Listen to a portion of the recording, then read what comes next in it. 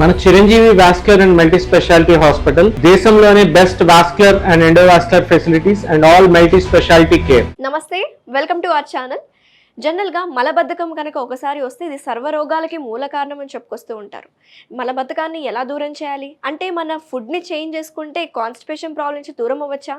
ఇలాంటి డౌట్స్ని క్లియర్ చేయడానికి ప్రస్తుతం మనతో పాటు ఉన్నారు ప్రముఖ ఆయుర్వేద వైద్య నిపుణులు డాక్టర్ పల్లవి మేడం గారు. సో పల్లవి గారితో మాట్లాడి కంప్లీట్ డీటెయిల్స్లోకి వెళ్ళిపోదాం. నమస్తే మేడం. నమస్తే అనుష. ఈ రోజుల్లో కాన్స్టిపేషన్ అనేది వయసుతో సంబంధం లేదు, ఏజ్తో సంబంధం లేదు, మన స్ట్రెస్ వల్ల కూడా కాన్స్టిపేషన్ అనేది వస్తుందని చెప్పుకొస్తున్నారు. సో ఇంకేమైనా కారణాలు ఉన్నాయా మేడం ఇవి కాకుండా? నువ్వు చెప్పిన first sentence was really very good, that మలబద్ధకము అన్ని రోగాలకి మూల కారణము.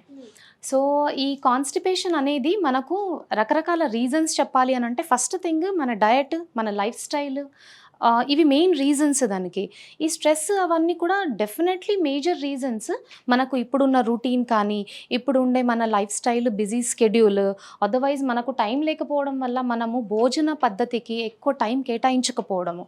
సో ఇది మెయిన్ రీజన్ ఉంది. కొన్ని డిసీజెస్ కూడా ఉంటాయి, digestive diseases, hyper acidity. So ఇలాంటి ఇష్యూస్ వల్ల కూడా మనకు కాన్స్టిపేషన్, యాసిడిటీ, డైజెస్టివ్ ప్రాబ్లమ్స్, ఇవంతా ఒక విషియస్ సైకిల్.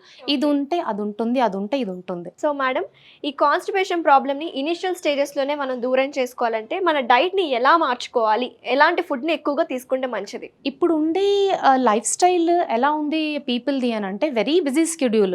మనము డయట్లో ఈ థింగ్స్ అన్నీ ఉండాలి, సంపూర్ణ ఆహారం ఉండాలి అని అంటే దానికి అంత టైము ఎవరికి ఉండదు, దానికి అంత పేషెన్స్ అంతకీ ఉండదు.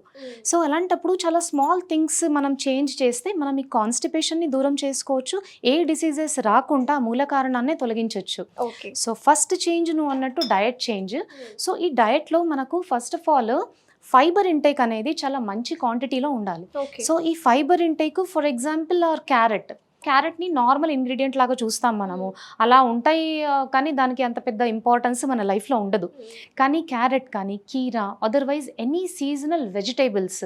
సో ఈ థింగ్స్ మీరు ఒక భోజనంలో, ఒక ప్లేట్ మనము భోజనం చేస్తున్నాము అని అంటే అందులో మనకు 70% మంచి ingredient should be carrot, salads, కూరగాయలు, ఇవన్నీ కూడా. మిగతా 30 to 40% మాత్రమే రైస్, చపాతీ ఇలాంటి ఇంగ్రీడియంట్స్ యాడ్ చేయాలి మనము.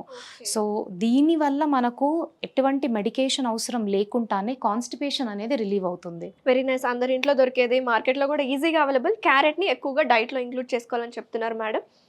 సో ఒక రెమెడీ లాగా ఏమన్నా టిప్ కానీ, సివియర్ కాన్స్టిపేషన్తో బాధపడే వాళ్ళకి ఏమైనా రెమెడీ ఉందా మేడం? డెఫినెట్లీ అమ్మా. ఎంత సివియర్ కాన్స్టిపేషన్ ఉన్నా కానీ ఓన్లీ మెడిసిన్ మీద ఆధారపడకుండా డయట్ చేయండి అని అన్నాను. ఈ డయట్ చేసినా కానీ కొందరికి కాన్స్టిపేషన్ రిలీవ్ అనేది తొందరగా అవ్వదు, వాళ్ళకి వాత ప్రకోపం ఉంటుంది.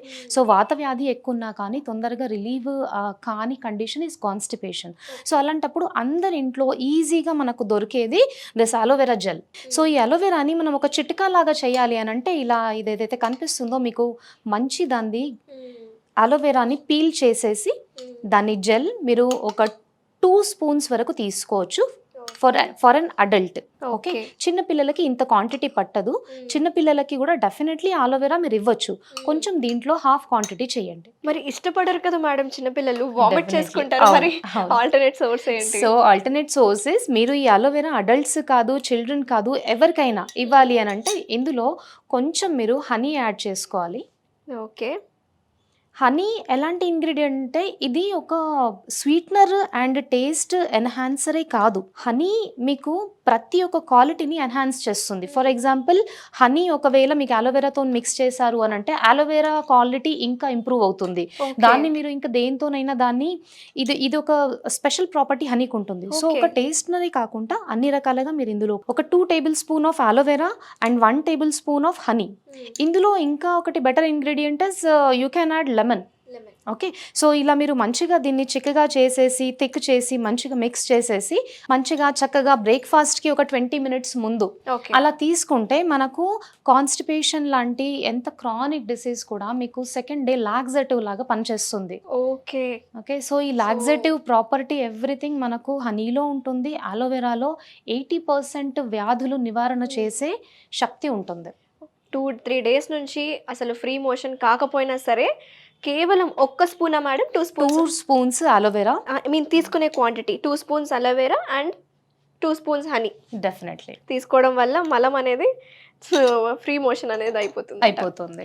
ఇంకొక విషయం మేడం, జనరల్గా కాన్స్టిపేషన్ సివియర్గా ఉన్నా ఇది కూడా తగ్గలేదు, ఇంకా వాళ్ళకి అదర్ ప్రాబ్లమ్స్ ఉంటాయి, పైల్స్ అని ఫీజర్స్ అని ఉంటాయి. సో వాళ్ళకి ఏదైనా రెమెడీ ఉందా? ఖచ్చితంగా. ఇప్పుడు నువ్వు అడిగినట్టు పైల్స్ ఒక డిపెండెంట్ వ్యాధి. దేని మీద? కాన్స్టిపేషన్ ఉంది అని అంటే వాళ్ళకి 70% పీపుల్కి పైల్స్ అనేది వస్తుంది. కాన్స్టిపేషన్తోనే ఫిస్టులా, ఈ అన్ని వ్యాధులు దానికి డిపెండెంట్ అయ్యి ఉంటాయి. సో అలాంటప్పుడు మనం ఏం చేయాలి? మనం కాన్స్టిపేషన్ ఒకసారి రిలీవ్ చేసుకున్నాము అని అంటే దాంతోపాటు మనకు పైల్స్ కూడా చాలా బెనిఫిషియల్గా ఉంటుంది. కానీ పైల్స్ కోసం ఇప్పుడు మీరు ఒక చిన్న చిట్కా అడగావు కదా. సో ఏదైతే మనం ఇది బ్రేక్ఫాస్ట్కి ముందు మిక్స్ చేసుకునే మిక్స్చర్ తీసుకోండి, కన్జ్యూమ్ చేయండి అని అన్నాను, అందులోనే మీరు ఒక టేబుల్ స్పూన్ ఫుల్ ఆఫ్ అల్లం జ్యూస్. ఓకే, ఇది అల్లం జ్యూస్ ఆల్రెడీ మేము తీసుకున్నాము తురిమి. సో ఈ అల్లం జ్యూస్ యాడ్ చేసేసి ఈ thing, this is now tasty as well as perfect medicine for constipation and piles as well. So ఇది బెస్ట్ రెమెడీ అంటారు. సో కాన్స్టిపేషన్ తగ్గకపోయినా, సో కాన్స్టిపేషన్ తగ్గడానికి మంచి రెమెడీ చెప్పారు. లైఫ్ స్టైల్లో ఎలా చేంజెస్ చేసుకోవాలి, ఫుడ్లో క్యారెట్ ఎంత అవసరం అది చెప్పారు. అలాగే పైల్స్ ఫీజర్స్ ఉన్న వాళ్ళకు కూడా ఆయుర్వేదిక్ మంచి రెమెడీ చెప్పారు. జనరల్గా ఇలా కూడా ఇంకా తగ్గట్లేదు, కాన్స్టిపేషన్ ఇంకా మాకు అలానే సివియర్గా ఉంది, చేస్తున్న రోజుల వరకే మాకు నెక్స్ట్ డే ఫ్రీ మోషన్ అవుతుంది, ఒక లాక్సేటివ్ లాగా వర్క్ అవుతుంది, అంతే, మాకు కంప్లీట్గా పోవాలంటే మీ దగ్గర ఏమైనా ట్రీట్మెంట్స్ ఎలా ఉంటాయి మేడం? అవును అనుష, ఇప్పుడు పైల్స్, ఫిషర్, ఫిస్టులా ఈ వ్యాధులు ఎలా ఉంటాయి అని అంటే దానికి ఎగ్జామినేషన్ ఈజ్ వెరీ ఇంపార్టెంట్. కొందరికి పైల్స్తో బ్లీడింగ్ ఇష్యూస్ ఉంటాయి. ఆడవాళ్ళు తొందరగా డాక్టర్స్కి చూయించుకోవడానికి అసలు చాలా ఇబ్బంది పడతారు. సో అలాంటప్పుడు మెన్ కానీ విమెన్ కానీ ఈ పైల్స్ ప్రాబ్లమ్ని అవాయిడ్ చేస్తే, జస్ట్ ఇబ్బంది పడి కానీ లైట్ తీసుకొని ఏదైనా ఒక ఇంట్లోనే రెమెడీ చేసి దానికి బ్లీడింగ్ వరకు తీసుకెళ్లారు అని అంటే వాళ్ళకి ట్రబుల్స్ వేరే ఉంటాయి. మా క్లినిక్లో దాని ట్రీట్మెంట్స్ ఉంటాయి. సో అలాంటప్పుడు మేము ఎగ్జామినేషన్ చేస్తాము, దానికి ఒక ప్రాపర్ ట్రీట్మెంట్ ఇస్తాము. 80% వ్యాధులు పైల్స్, ఫిషర్, ఫిస్టులా వాటిని మెడిసిన్స్తోనే నివారణం చేసే సొల్యూషన్స్ మా దగ్గర ఉంటాయి. ఒకవేళ దానివల్ల కూడా కాలేదు, చాలా క్రిటికల్ స్టేజ్లో ఉంది, మనకు మెడిసిన్స్తోని నివారణ కాదు అని అంటే అలాంటి వాళ్ళకి క్షారసూత్ర లాంటివి పైల్స్, ఫిషర్, ఫిస్టులాకి ఆయుర్వేదిక్ ప్రొసీజర్స్ ఉంటాయి. ఓకే, జనరల్గా మీరు అన్నట్టు నిజమే మేడం, అసలు మెయిల్ డాక్టర్స్ దగ్గరికి ఫైల్స్ ఫిస్టులా ఉన్న ఫీమేల్ పర్సన్స్ వెళ్ళాలంటే ఇబ్బందిగానే ఉంటుంది. సో మీలాంటి డాక్టర్స్ దగ్గరికి వస్తే వాళ్ళు కంఫర్ట్గా ఉంటారు, వాళ్ళ ప్రాబ్లమ్ కూడా చెప్పుకుంటారు అండ్ రిజల్ట్స్ కూడా బాగుంటాయి. So thank you so much madam, చాలా వివరంగా ఎక్స్ప్లెయిన్ చేశారు కాన్స్టిపేషన్ ప్రాబ్లమ్ని ఎలా దూరం చేసుకోవాలి అని. థ్యాంక్ యూ అండి, నమస్తే. ఓకే అనుష.